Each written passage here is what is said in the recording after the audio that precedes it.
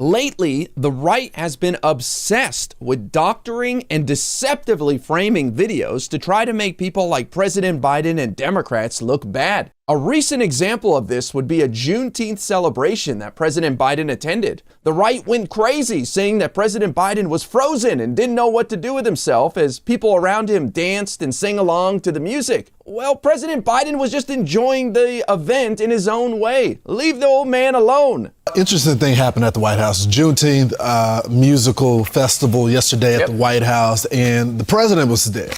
And many people that were observing it, and you can go on Twitter and see it, they think that the president froze during that moment.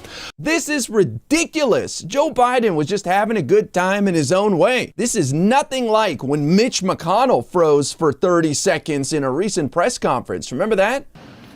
This week has been good bipartisan cooperation and a string of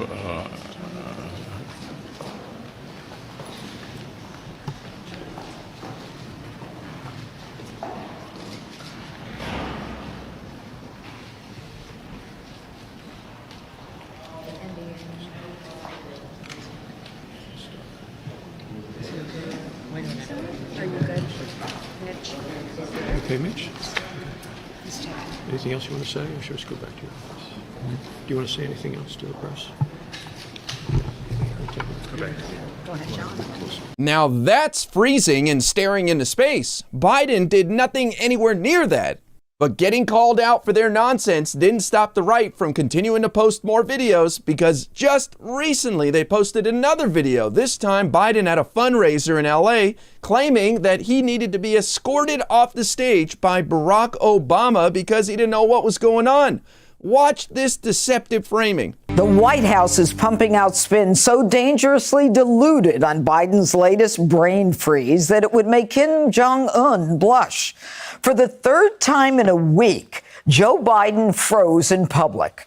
The president seen gazing motionless at the crowd during a glitzy Hollywood campaign fundraiser in Los Angeles Saturday night, forcing his former boss, Barack Obama, to gingerly lead the old man off the stage like it was bedtime. Oh, please, give me a break. Clearly, Joe Biden was just standing there taking in the crowd, enjoying the moment, and Barack Obama grabbed his arm and said, "It's time to go, Joe, come on." Maybe Barack Obama had something to do or knew they had to do an interview or three after the event and they didn't want to be there all night. I have no idea.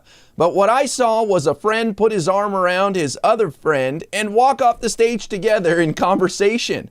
These people at Fox News are so ridiculous. So it comes as no surprise that with the right obsessed with these deceptive videos and lying about things, that they would actually dupe themselves eventually. And that's exactly what happened to Marjorie Taylor Greene and a bunch of other knuckleheads on the right. Right-wing internet troll Benny Johnson posted a video recently showing fencing had gone up around the Supreme Court. This led a bunch of people on the right to speculate that perhaps the Supreme Court was just hours away from releasing their opinion on Donald Trump's presidential immunity case. And they took the need for fencing going up around the Supreme Court as a positive sign that they were about to get a favorable ruling in this presidential immunity case.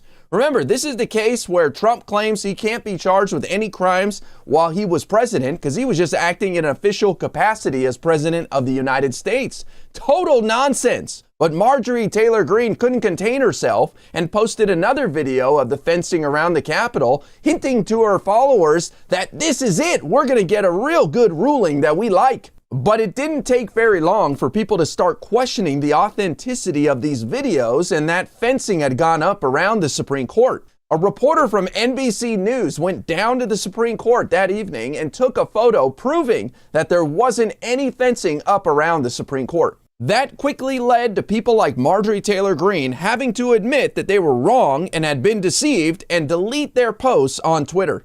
It comes as no surprise that the right would eventually deceive themselves after engaging in these shenanigans where they deceptively edit and falsely frame videos about Joe Biden.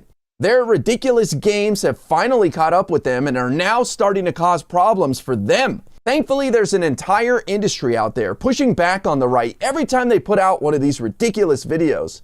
This is going to keep up all the way through the November election, so we have to be on defense and we have to call them out every single time. But now they're at the point where these deceptive videos are causing problems even for them. So what a mess the right has created, and I love it every single time Marjorie Taylor Greene gets egg on her face.